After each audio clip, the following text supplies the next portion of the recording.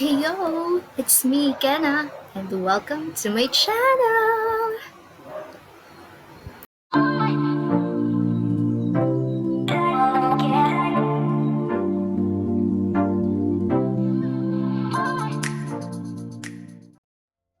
For today's video, mag-feature tayo ng mga makeups that can be found in Yesstyle. Of course, maraming salamat po Yesstyle for sending me this makeup products for your Pantone Makeup Campaign. And for today's campaign, ang gagawin ko is a simple, elegant, and fresh makeup look with a hint of eyeshadow, pero sobrang simple lang. So without any further daldal, let's move on to the makeup tutorial. So of course, we will start our makeup with clean hands. And ayan, nakikita ninyo na nag-shake ako ng foundation. Actually, I'll be mixing two kinds of foundation. Isang light and sobrang, hindi naman sobrang dark, pero yeah, to get the exact shade for me, para fresh, you know. I-spread ko lang siya all over my face and I will blend it with the sponge that I bought in Shopee. Sobrang mura lang nito. Again, lahat ng links, especially yung mga Yesstyle products, ilalagay ko sa description box down below.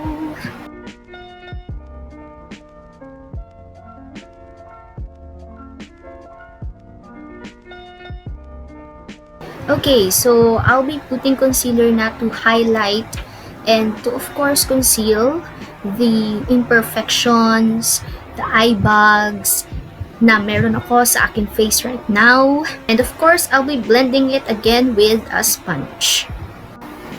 Okay, so as you notice, hinuli ko yung part ng concealer na nasa under eyes ko para syempre mag-set muna siya and mag-pigment muna siya sa under eyes ko before ko siyang i-blend. So here, I am using a cream blush, of course, to make it longer para mas, you know, mas pigmented and mas mukhang mag-fresh. And of course, to do that, babawasan natin ng konti yung pigmentation using, of course, yung ginamit natin earlier, which is yung sponge.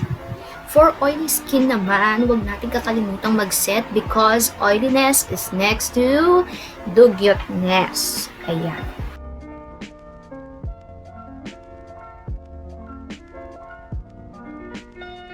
So here, I am using a Browsoap to tame my brows on place, but I am make sure na hindi magmukhang super like bushy talaga, just a natural brows lang yung intention ko dito.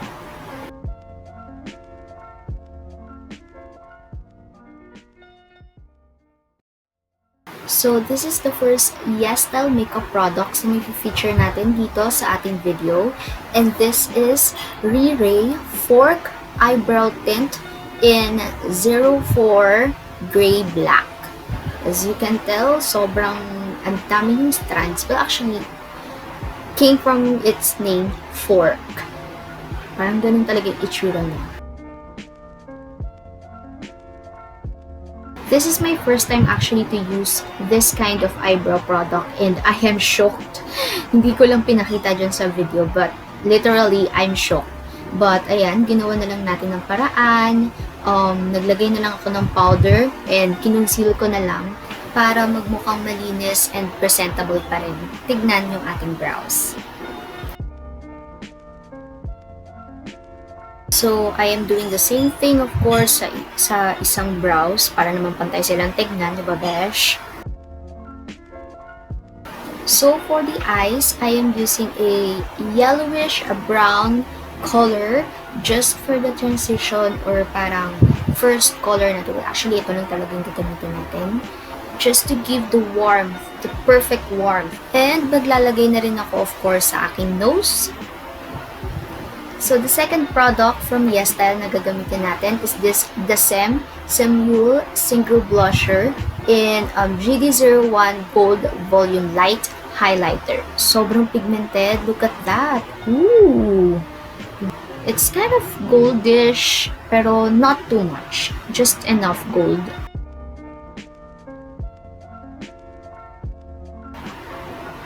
And sobrang pigmented. Look at that.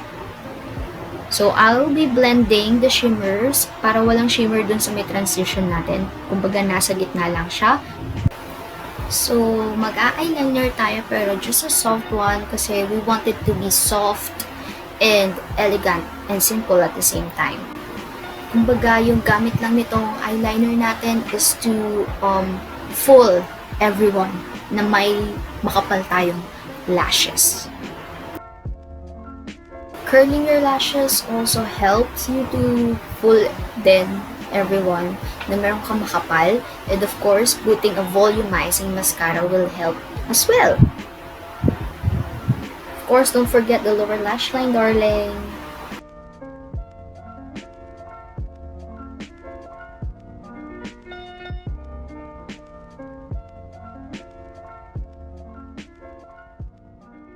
So, we will retouch the blush, but now, powder naman yung gagamitin natin.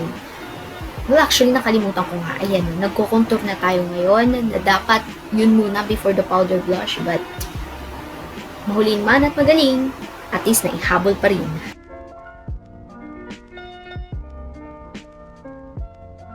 The nose, of course, don't forget to contour it and blend. Next product from Yesstyle is this Clio Prism Air Highlighter in 01 Gold Sheer. Actually, hindi ko rin alam kung bakit dalawang highlighter yung kinuha ko, but all I know, ang ganda niya. Look, sobrang pigmented, sobrang ganda ng highlighter. Sis, what are you asking for?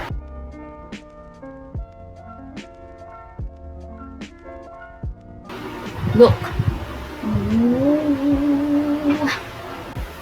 Of course, don't forget your nose, your eyes, your inner tear duct, your cupid's bow, and lipstick.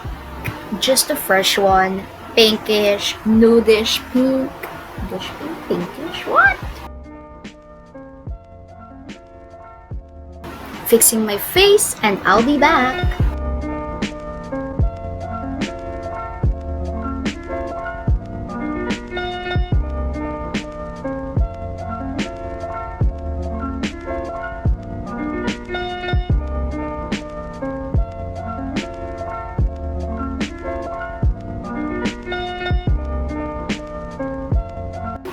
So, thank you so much guys for watching this video. Kung nagustuhan ninyo, of course, please hit the thumbs up button. Kung di ka pa nakasubscribe, please do subscribe and see you on my next video.